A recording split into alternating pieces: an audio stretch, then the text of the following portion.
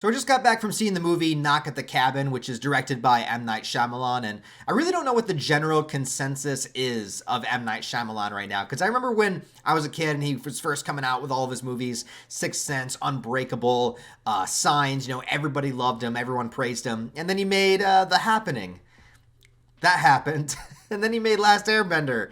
And then everyone just kind of turned down Shyamalan and didn't care. But he kind of had this weird resurgence in recent years where he started financing his own movies, which I think is really cool. And I think a lot of artists get a lot more creative when they're not under the pressure of like big studio heads and they can actually just make the kind of movies they want to make. In some ways, I feel like Shyamalan went down the same road as Kevin Smith, where they had their kind of big moment. And then after that, they kind of rely on the core fan base that they have and that they built up over the years. They finance their own movies and they just do a lot with very little, because this movie all takes place in one location, just the cabin. It only has a handful of actors in the movie, and the entire movie is basically done through acting and emotion, and you do see a little bit of the outside world, but not so much, and it's just kind of like this one enclosed area. So sometimes that can bring out a lot of creativity in people. Now, this movie, I guess you could say it's maybe a psychological thriller or maybe a home invasion movie. It's not quite a horror movie. I wouldn't really label it as a horror movie.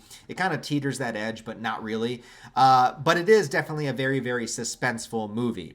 One thing I got to give credit to is Dave Batista in this movie. He really, really carries this film. This is definitely, I think this is Dave Batista's best acting performance that I've ever seen from him. Now, I always thought he was the best wrestler turned actor that we have out there, but a lot of times in movies, people don't really utilize him that well. In Guardians, he's mostly there for just comedic effect, and then a lot of other movies, he's maybe in the movie for like 10 minutes. Blade Runner 2049, he was really good in, but he's barely in it. There was that James Bond movie that he was the villain or one of the villains, and he never even spoke a line. So this movie actually gives him a lot of material to sink his teeth into. He has a lot of dialogue, a lot of emotion.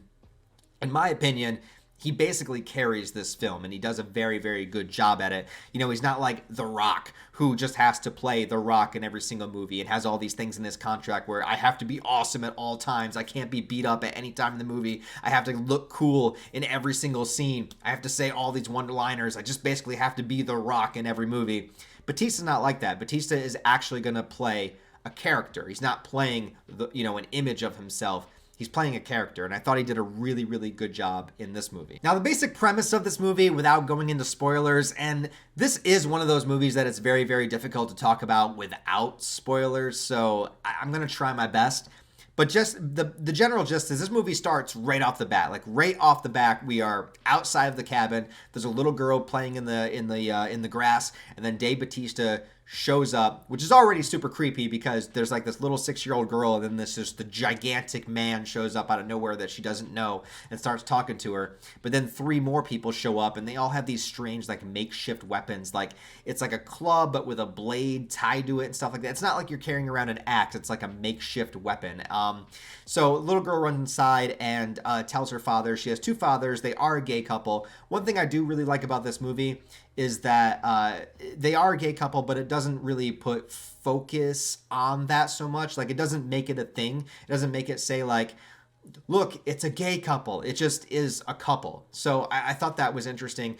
It does play a small role in one of the characters and in his mind frame, because he believes that the break-in is because it's like a hate-filled like bigotry kind of thing, like they're specifically breaking in to kill the gay couple because they're gay. He has this bias because he's been dealing with a lot of hatred and stuff like that throughout his own personal life and history. He got a really bad injury one time in a bar fight, which he believes was because of him being gay. So it does play a role within that character's mind state, but it's just a way to make you understand the character.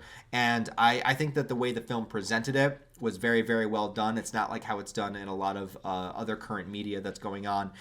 Whereas in this movie, they are it's just a couple. It's not meant to be anything more than that. But I do like the way that it was presented in this movie. They give both characters that are in the relationship their own kind of specific backstory. The one is, he kind of feels like the world's out to get him and stuff. And then the other one has a little bit more, it's teased that he has a little bit more of a religious background, but you don't really get like a whole lot of meat in it. But there's that kind of idea that's there. And maybe they kind of represent the two sides of maybe having hope for humanity and and then maybe giving up on humanity. So both of them kind of they came from very different places, met in the middle, formed a relationship, but they have both very different outlooks on kind of life and humanity, which I think plays into the themes of this movie. Again, okay, so basic premise. Okay, so Batista shows up to this cabin with his friends, with the weapons. Once they break in, subdue the couple, he sits them down and basically tells them that one of them has to die in some sort of ritual sacrifice in order to save the world from the apocalypse. And the people that are breaking in can't do the killing.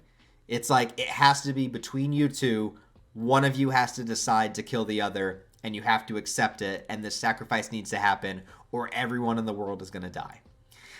So that is where they come to, and every single character in this movie believes what they're saying and where they're coming from, and so it gives you this strange confliction of like, are these people just batshit crazy? Are they from some strange religious cult? Is this sort of like a thing that they do? Are they actually just bigots here to kill them and they're just coming up with this elaborate lie to fuck with them? Or is there something more sinister and serious going on? Is there something supernatural going on? Are things happening in the world?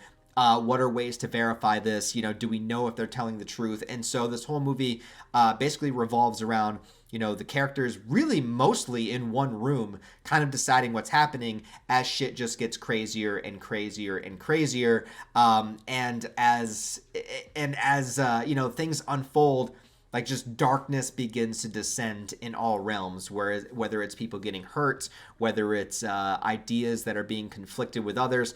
It's a little bit hard to talk about without getting into spoilers, but for the most part, I think the thriller aspect I thought worked very, very well, and I think every single actor did a fantastic job with what they were given. Rupert Grint is here as well, from the Harry Potter films. He doesn't really get like a ton to do, but what he does is very, very well done, and a lot different from anything we've seen him do before. The actress that plays the little girl, there are a few moments where it's like you could tell, it's a kid actor, whatever. You give him the benefit of the doubt a little bit, but there are some scenes that I think that she did a fantastic job with. So basically, the rest of the movie is them trying to figure out what the hell to do, how to get out of this situation, how to overcome their attackers, if the attackers are telling the truth, and all of this insanity that goes around this. Now, there are some things like technical aspects of this movie that kind of bothered me. I'm not going to lie. There are a lot of close-up shots in this movie, like a lot of really, really close-up shots of characters' faces. And I get that a lot of that is probably to tell both the emotion that they're going through, and it just kind of gives you that sense of isolation, like you're locked in really close and you can't go anywhere, which two characters are tied up to chairs for a good chunk of the movie, so it's kind of like they're locked in and they just have to focus on this thing that people are saying to them or doing in front. Like they do some weird shit in front of them too. That sounded weird, but it's true. There's also there is like typical like thriller horror moments where our main characters, the victims, get some sort of leverage. And in my mind, in my scenario, I'm like, if I was in this situation, the second that this happens, it would be over with, but because it's a thriller and that we got to add some teases and stuff like that, like they get a little bit of leverage, but of course they wind up losing it as time goes on. And there's just like one or two moments specifically, it's really hard to say without spoiling, but one or two moments specifically where one of the main characters gets free and he gains some sort of leverage over the others, and it's like, this should be over in a couple of seconds, but then it's not. However, as the movie keeps going and it gets more serious and sinister, you definitely feel the weight of what's happening here, and this idea of if humanity is worth saving or if they're not, like what is the purpose of it. And I like that the movie doesn't really go so into like specific religious ideologies, although you can relate some of it to Christianity. You can relate it to the Four Horsemen, you can relate it to the apocalypse, the end of days, like that sort of thing. All of that is in play during this movie. And the film itself, it's only 90 minutes, it doesn't overstay its welcome. I think it's the perfect length for the kind of movie that it is.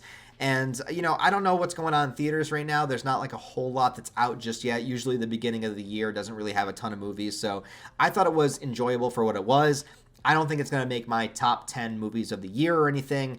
Not my favorite Shyamalan movie by far or anything, but I do think it was a very entertaining movie. I thought it was a good thriller. I thought there's some great performances in it. And as an M. Night Shyamalan movie, there's not really a twist at the end. Unless you consider the fact that there wasn't a twist.